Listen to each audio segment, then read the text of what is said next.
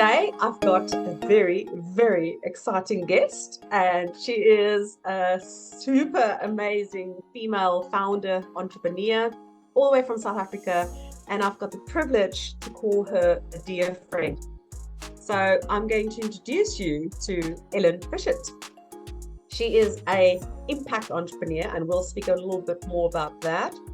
She's the founder of Storyroom, which is an inclusive digital and socio-economic impact program for entrepreneurs. She also has a bachelor degree in social work and community development and numerous other accolades and awards.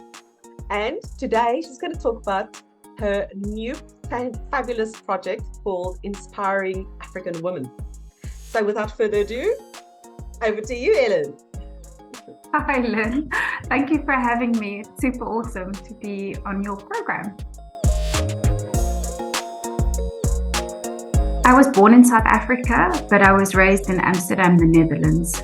And at the age of 31, I decided with my family to move back to my country of birth. I was very curious. I'd been on holiday here a couple of times, and I just loved the country, and I was very idealistic. Okay. So I wanted to be able to be part of change. Firstly, I couldn't find work as a social worker, so I started a boys' home because I didn't have my degree. There was just a lot of issues around trying to change the Dutch degree that I had into a South African degree. And I took care of 35 boys, and I ran 7 daycare centers in township areas. And Wow. For those of you who don't know what a township is, it's a very impoverished area, and it's usually on the outskirts of a big town or city. And those are people, the poorest in society, the poorest in the country. And while I was running this boys' home, I saw that no one had access to information, really. And this was in 2008. And what I also learned was that people didn't know how to use the internet. So I got a computer that was donated, one of those big old fat ones, to the boys' home. And, we would do through games, they would learn literacy. We do literacy programs. And so all the boys, of course, wanted to play on the computer. And then I got the staff involved, and I saw that, that they also needed to be empowered, because now there were these children on computers, but they didn't know how to work them. And then people in the area heard that there was a computer in this children's home, and they came to me. People wanted CVs. It sort of like clicked in my mind that the reason that people seem to be kept behind and in this poverty mindset, and especially having the sentiment that they would never be able to move out of their poverty, they'd never be able to rise above their circumstances, was simply because they didn't know what was out there. That's just really how I got into tech. So I'm self-taught, and what I love about tech is the impact it can have on people's lives. So the concept of technology for good, what you can access, what you can learn, how you can meet new people. That's what I love about technology. So for me, it sounds like technology is connecting, and that is at the core of what a community is about connecting each other. So you just use the skill. Now, can you tell me, what is the one belief that many of us hold with regards to technology that you would like to debunk? It actually boils down to lacking confidence in what you can learn and what your potential is. Okay. So I think that we think it's too difficult. We think we're never going to learn. We're never going to be able to learn it. And people are also scared of making mistakes. We're scared of looking like an idiot, So we'd rather. It's much more comfortable to stick with what you know than move into a space or sit at a table or sit in a room and you have no idea what anyone's talking about. But you limit yourself by doing that. Okay. And that's why we have Google. You can just Google anything you don't know. So how did I manage to build a social impact business that uses technology for good is I Googled every word, and I still do that. If there's, a word said or something spoken about that I don't understand, I make a note and I go and Google it and I go and read all about it that I can. Do you think that you had an advantage because you've been through such a massive change in your life, where you came into a country, yes, it's your country of birth, but it's not your country it's not your familiar, it's not the environment that you remember, so you basically came into a new country, a new culture. Well, that's the thing. We in SYMBL we talk a lot about third culture individuals, which is to the most obvious person, a third culture individual is someone who doesn't live in their country of birth, or the place where they were brought up in. So obviously you've been a third culture individual in Holland, and you again were a third culture individual in South Africa, because you came with a completely different mindset and culture and habits and norms and beliefs, understanding of humor and people. Correct. And what's what's an absolute no-go, what can you say, what can't you say. Crazy. So tell me, what was that? How did you get comfortable with that? Because that's big. That's a massive change. That's a massive change that happened, and it's a massive cultural shift that took place. Where did it start? If you want to try and dissect to a point to say it was there, it started here and I ended up going there. Do you think you've got a beginning and an end process? I do. I think it was, if I think back of it, it was, I'm a naturally very curious person. And so I always want to understand, and I always want to know, and it can be anything. I want to understand like how a building is structured, to why butterflies only come to certain flowers. I'm just a naturally very curious person. Because I had wanted to be part of the change, I realized I needed to understand people better, and I needed to understand. So I asked lots of questions. I made a lot of faux pas. I made jokes no one understood. I had to go through the process of unlearning and relearning. And I also, I think even still, I think I've chosen to decide what's good about where I come from and how I grew up, and what's good about where I am, and how to make the best of it, and that there's happiness in both worlds, and that you actually don't have to choose. And if you think about it, and maybe this is because I work in the tech space, there are no boundaries. There are no geographical boundaries. I can be speaking to you, Lynn, in Scotland, and I'm in Cape Town, and we're having this conversation about change that is, and changing lives, changing yourself, changing your roles, changing how you define yourself, what you think you're good at. That's what I wanted to get to, Ellen, is that you said you were wanting to be part of the change. What does that mean for you?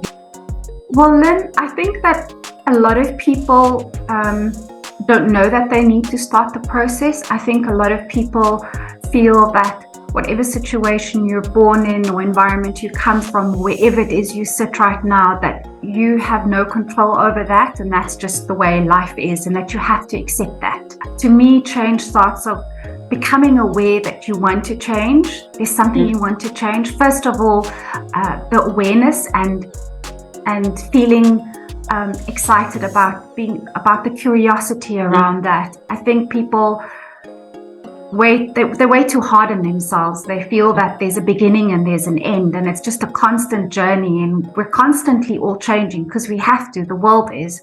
So once you find out that there's a million other people or 10 million other people in the world that love crocheting. It doesn't make you feel so alone, because it sometimes can become overwhelming, and you don't always know. You're like, oh, is it only me? And then once you go on the internet and you find out, oh, there's actually millions like me. Don't know if it makes you feel better or worse. No, I think it makes you, I think that, I mean, communities, as you said earlier, are all about connection. So I think once as humans, we can connect to another human, we can be different, we can have different preferences, but when we connect at a human level and then we find this common ground around our hobbies or activities or thoughts or purpose we have, that's when the magic happens. That's when you can get through the discomfort because you have an idea of where you're going and you're not doing it alone. 100%. I like that. And it takes courage, right? It takes courage to walk through the place of fire. I've got so when we immigrated to from the Netherlands to Scotland, the first 6 months was fine, and then it just became really uncomfortable, because then I started realizing that it was such a vast shift of cultural differences between the South African culture and the Scottish culture, like worlds apart. And for me, I like people, and I like to fit in. I like to belong. I like to be part of a tribe. We all do.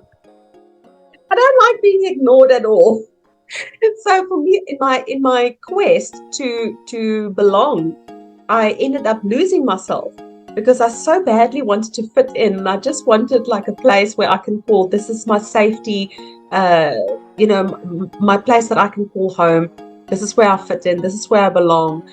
And during that process, I became obviously miserable, because I lost a part of who I am, and I thought I needed to change to fit in.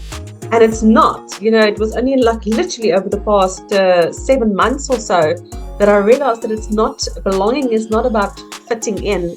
It's about being comfortable with who you are, the environment that you are in. It's having that acceptance, and that takes a lot of practice, to adapt, to change a little bit of you, which is, you said earlier, it was unlearning. You had to unlearn all the things that you've learned from the Netherlands. When you come to South Africa, it's now learning new things. Yes. So it was the same. I had to unlearn all my old ways of doing things and expectations, and I had to open up my mind to the new world of, this is my home and this is where I want to belong. And it was definitely the curiosity. It was once I shifted my perspective again and became curious instead of blaming. So instead of like, oh, you just don't want to accept me. And once I stopped telling those stories and I shifted and I said, okay, I'm going to just be quiet and watch and learn and see what you're all about, and become curious, ask them questions. And we started, building relationships. And that's when I only started belonging, was when that shift happening. So, and Lynn, I mean, it's hard also to let go of everything you've always known, right? So if you've been raised with certain values and views, and that was the way life operated, and you were accepted and celebrated and successful in that, it does feel like you're losing a part of yourself, and we all did that. I did everything that I thought was South African, and then South Africans would tell me this is not South African. So it's letting go of preconceived ideas and perceptions, and I think the willingness, as you say, just to take a step back and observe, and gently then take another step forward and learn. Gently. Yeah.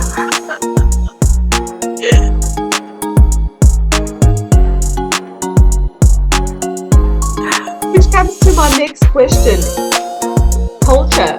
So obviously we work a lot in culture, and South Africa has got 11 different languages. 12 now with sign language. 12 now. Okay, sorry, 12 now. But tell me, what do you think is the secret to a company culture of belonging and inclusivity and diversity? Because this is obviously big buzzwords. We all want to do it right. We want to, and actually I hate saying it, it's the right thing. That's a lot of people, when we ask them, what is diversity, inclusion, and equality for you? And they're, well, it's the right thing to do. No, it's not. It's not just the right thing to do. It's the best thing to do. Yeah. So what do you think is the secret key for companies and employers to become more inclusive and embrace diversity and equality, the culture of belonging? So I think that it starts off with recognizing that there's no one culture. So even if you look at families, whether, you can look at a street, and the street you live in, and all the different families that live there. Not a single one of them are the same. So, if the majority is Scottish or Scottish born or whatever, it still doesn't make you the same.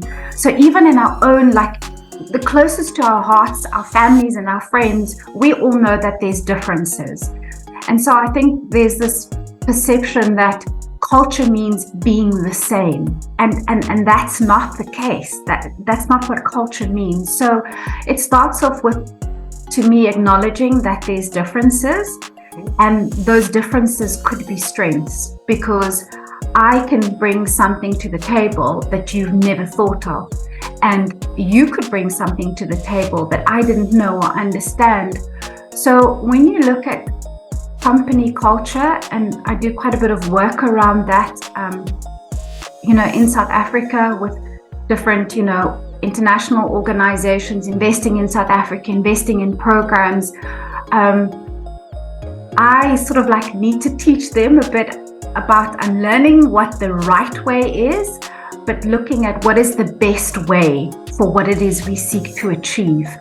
And sometimes that's not what we thought of far away in a different country, because we all base our solutions and perceptions on what we think is best. So I think when companies are willing to engage and to have frank conversations about, why do you do the things the way you do? What's behind that? How do you think we could do this better in our company? Irrespective of where you come from, what your cultural history is, or just even your personal history of your family and the values you've been raised with. I think that's when you decide to co-create as a company. So I'm talking about, as a company, a professional company, these are the values we stand for. What does it mean to you, Lynn? What does it mean to me, Ellen? And where do we find common ground? And, I also think, Lynn, that just from a very practical perspective, businesses exist because the shareholders want to make money, right? Yeah. So any government in the world invests in the economy because they want people to have jobs, they want there to be economic development. And so you do that when people are at their best.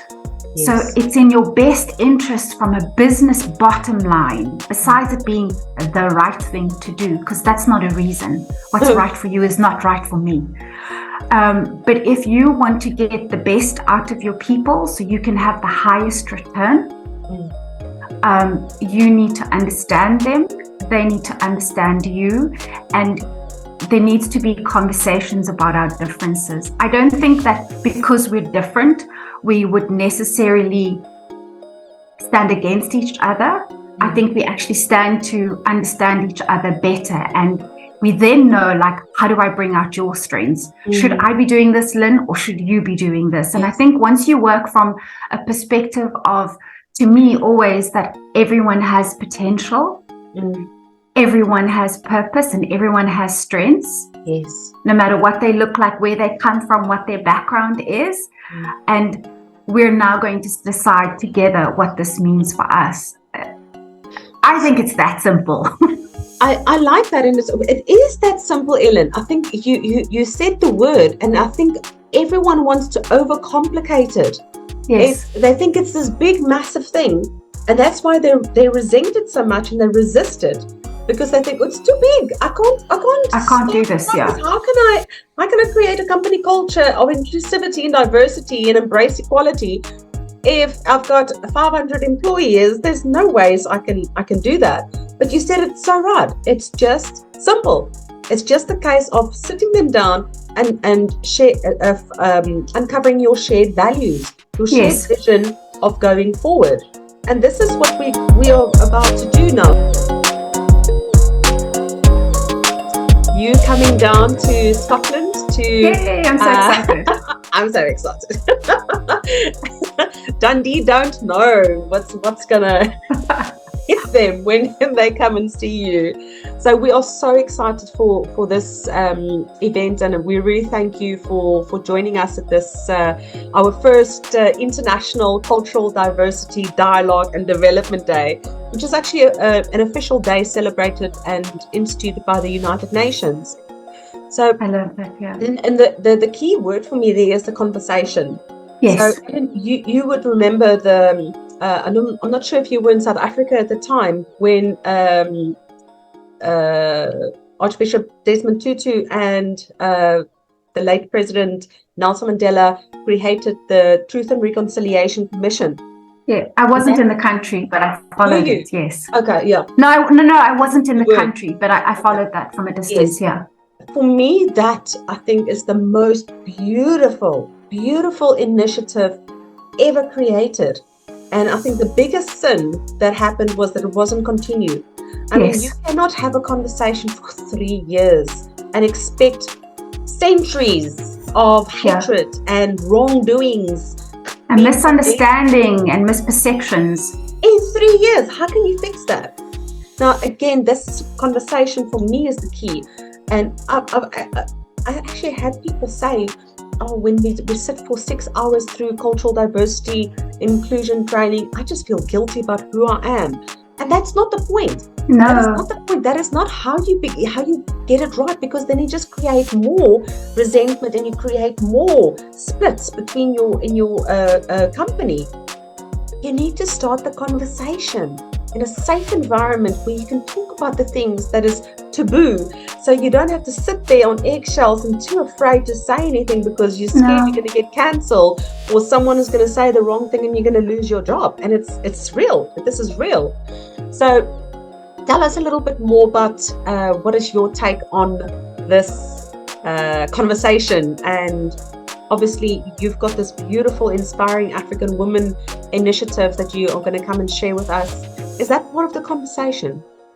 It's definitely part of the conversation, Lynn. I'm coming back to Europe, where I was raised. I'm very excited about coming to Scotland. I've never been there before. And I would like to share, so I'm going back to Europe, what I know as home, and I understand the engagements. And I want to talk about despite the challenges in Africa, how we address our differences. You spoke about 11 different languages, well, 12 actually in South Africa. That's just South Africa. There's 54 countries. So you can imagine how many different tribes and people and languages there are. Multiple. It's not only about starting the conversation. I think it's the best time for me to be there, but it's continuing the conversation. So I see this as the beginning. How do we, as the business community in Dundee, how do we expand our horizons? How do we look for new markets? Where do we find new talent?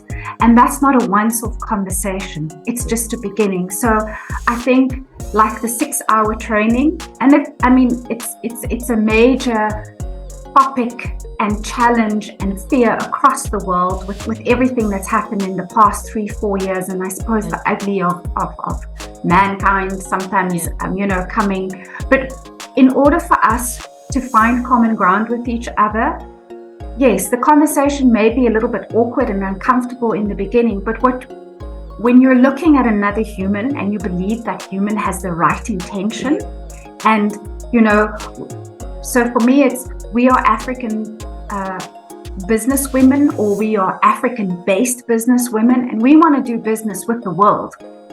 And so I believe that if we're going to rebuild economies, if we're going to find new definitions of what shared values are and how they can be multiple beneficiation, and we're striving for equity, then these are the conversations we start off with and we continue them. And as you would, if one business in South Africa is doing business with another one in South Africa, it's like a relationship. So diversity and inclusion and all those difficult concepts or scary concepts, they're what we do in our everyday lives. They're what we do with our children as they grow and they change. They're what we're doing with, if you're caring maybe for elderly parents, if you are raising a family, if you are in a relationship, you're constantly discovering the new person. You're constantly trying to understand them. You're constantly negotiating. And I don't think that's any different when we look at doing cross-border business or trade with each other. So we're looking for new markets, and we know that Dundee specifically, Scotland in general, there's lots of different technologies. They're very big in the green economy, and that's something that we're working around.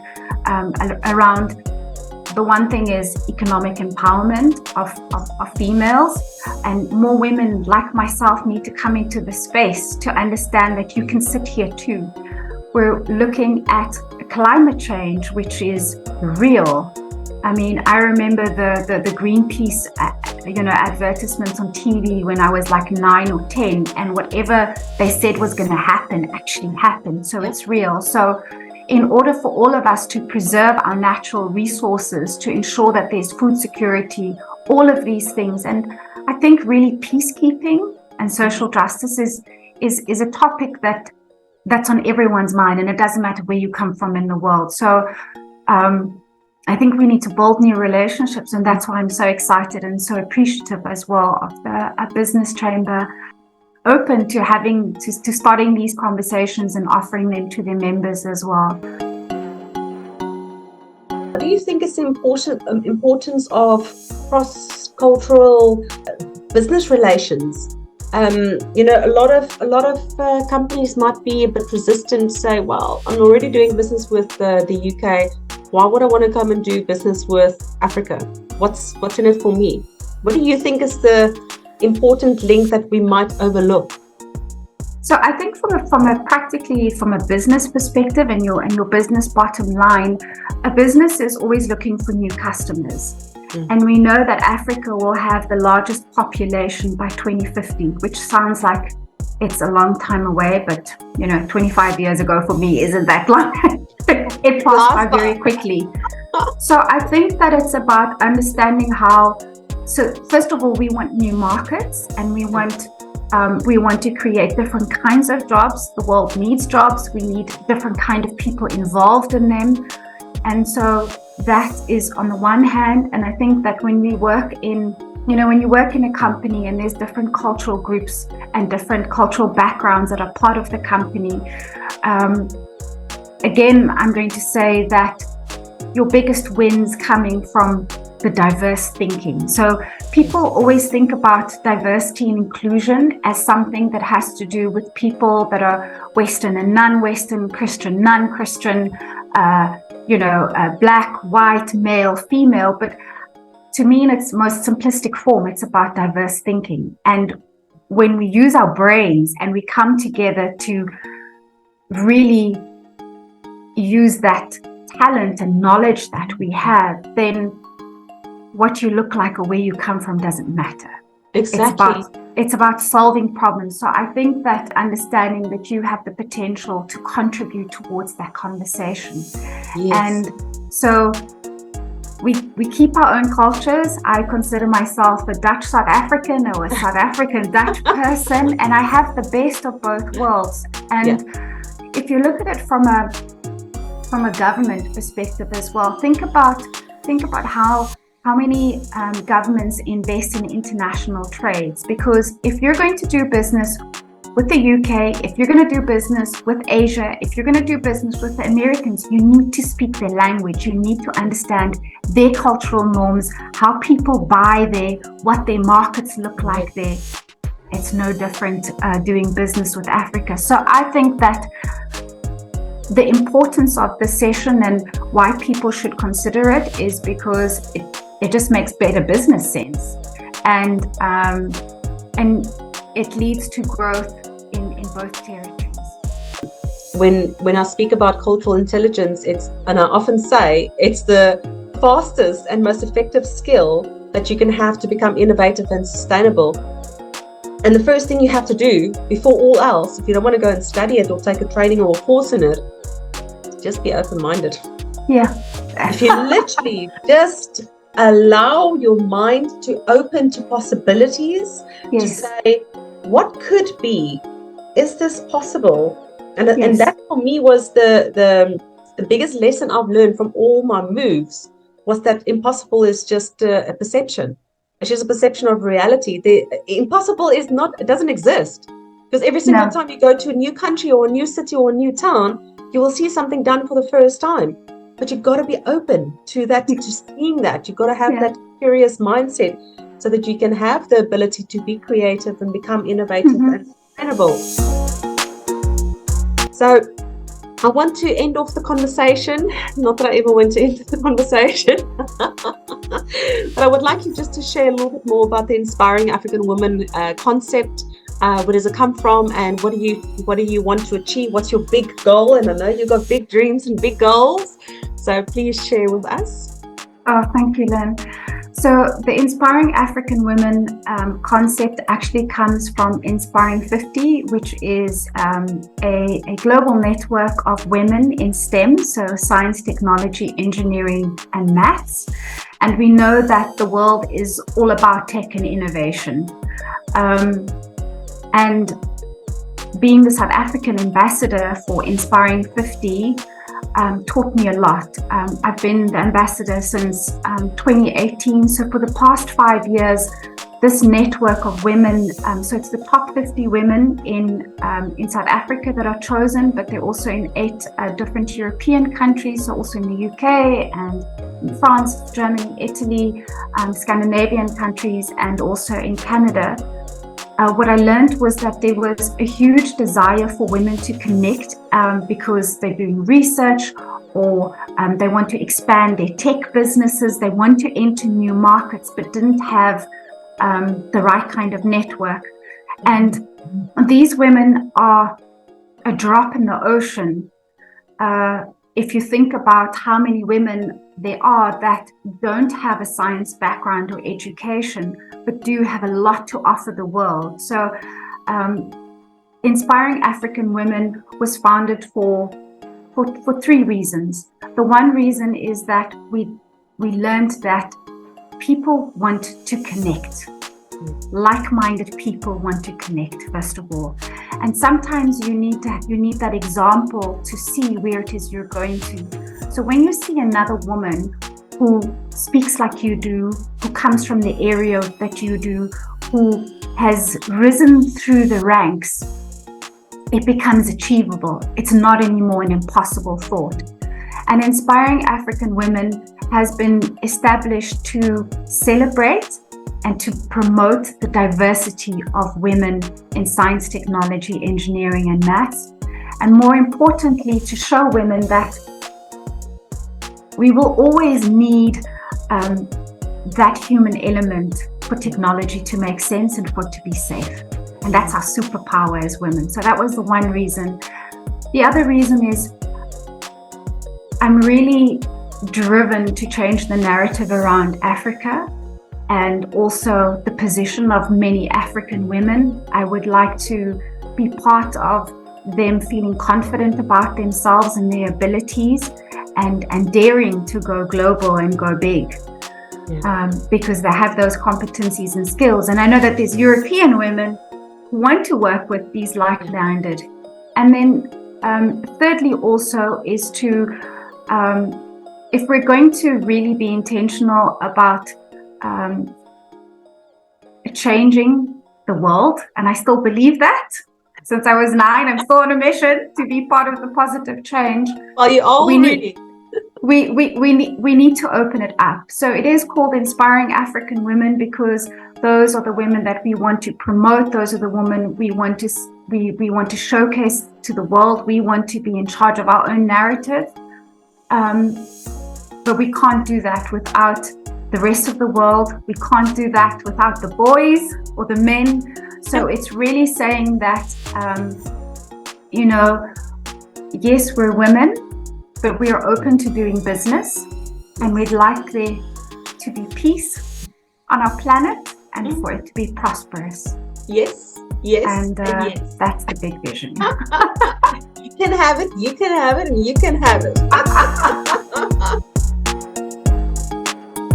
Thank the Business Chamber in Dundee. I'm looking forward to meeting lots of different new people that are curious, yes.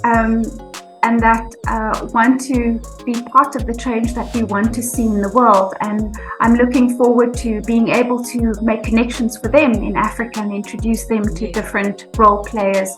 So I'd say please come and join us. Yes. It's going to be a beautiful morning and a productive morning, and I think you're going to walk away with your mind really blown. I so agree, and it's at the gorgeous Al-Maktoum College venue, which is also one of our key sponsors, so thank you to them. Thank you, Ellen. This has been fabulous, and I can't wait to see you and share your beautiful organization with my Bonnie Scotland, and I've specifically chosen Dundee because I truly believe they're the next up and coming, what do you call them, the underdogs. They're starting to play big. They've got courage, they're hungry, they're ambitious, and they're very open-minded. You'll like them, so you'll like the Dundonians. So thank you again. Always bet on the underdog, Lynn. Always never underestimate them. Like Port Elizabeth.